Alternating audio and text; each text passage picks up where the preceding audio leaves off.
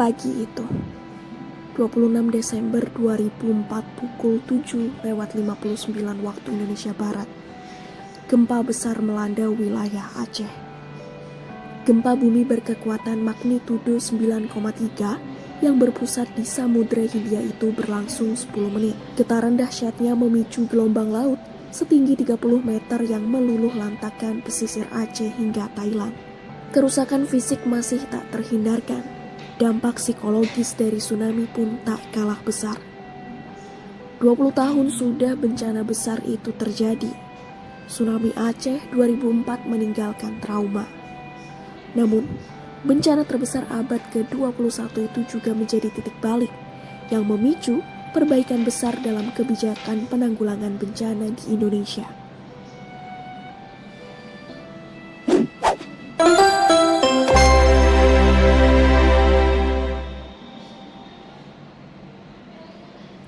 Disertai dentuman keras, Gunung Merapi di Sumatera Barat kembali mengalami erupsi Sabtu pagi. Erupsi Gunung Merapi terjadi 2 kali dalam rentang waktu 9 menit. Erupsi pertama terjadi sekitar pukul 9.47 WIB dengan ketinggian kolom abu mencapai 1000 meter di atas permukaan kawah. Sementara letusan kedua sekitar pukul 9.54 WIB dengan ketinggian kolom abu 600 meter di atas permukaan kawah. Saat ini Gunung Merapi berada di level 2 waspada. Masyarakat diimbau tidak beraktivitas dalam radius 3 km dari pusat kawah. Terekam 2 kali erupsi. Yang pertama pukul 9:47 dengan ketinggian kolom teramati 1000 meter. Dan yang kedua pukul 9:54 dengan ketinggian kolom 600 meter di atas puncak. Untuk status Gunung Api Merapi saat ini masih dalam status waspada dengan rekomendasi tidak masuki radius 3 km dari puncak aktivitas atau kawah Fairbank.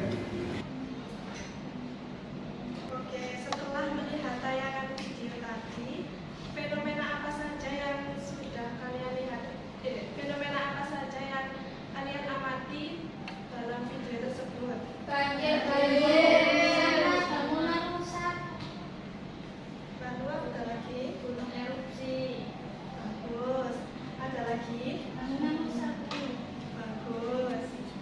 Lalu ada lagi? Pagu. Nah, ada yang tahu mengapa sih di Indonesia itu sering sekali terjadi bencana alam? Kondisi geografisnya, Ya, betul sekali. Itu kondisi geografis. Ada lagi? mungkin banyak manusia sering buang sampah di sungai kita susah. Bagus, jawaban dari Pak Mani.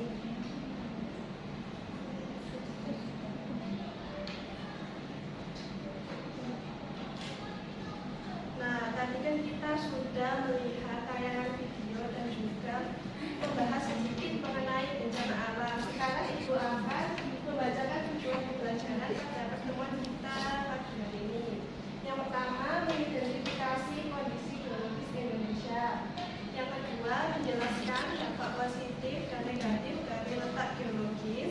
Yang ketiga, menganalisis potensi bencana alam yang ada di Indonesia. Kondisi geologis Indonesia. Jadi letak geologis itu adalah posisi suatu wilayah yang didasarkan pada struktur geologi atau susunan batuan di sekitarnya.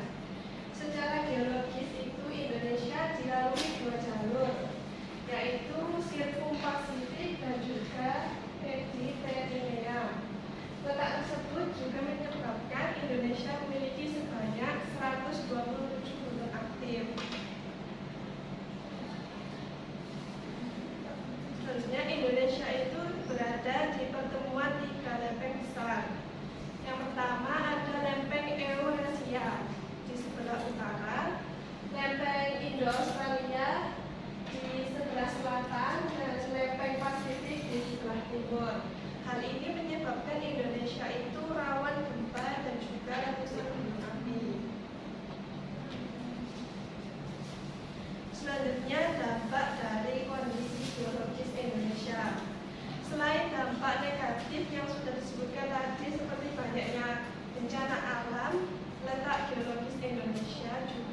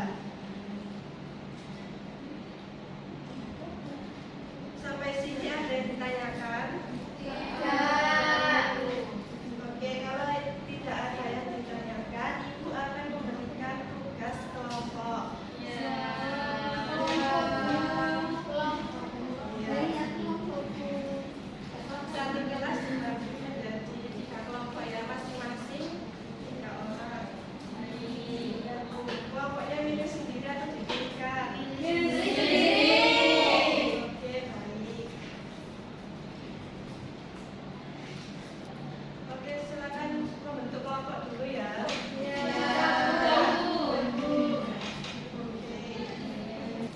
Jika sudah, Ibu akan membagi tugas setiap kelompok. Kelompok satu yang mana? Jadi kelompok satu topiknya gunung meletus. Pertanyaannya ditulis ya, sebutkan 2 upaya mitigasi yang dapat dilakukan masyarakat yang tinggal di dekat gunung berapi aktif. Lalu jelaskan mengapa itu penting. Ya, baik. Kelompok 2 yang mana? Oke, topiknya gempa bumi. Pertanyaannya, apa saja langkah yang harus dilakukan sebelum, saat, dan sesudah gempa bumi? Berikan masing-masing 1 contoh tindakan. Kelompok 3, Bu. Topiknya tsunami. Pertanyaannya, tsunami sering terjadi di wilayah pesisir. Apa saja yang bisa dilakukan sekolah dan masyarakat untuk mengurangi resiko korban saat tsunami terjadi? Oke, bisa dikerjakan. Oke, 10 menit cukup? Cukup.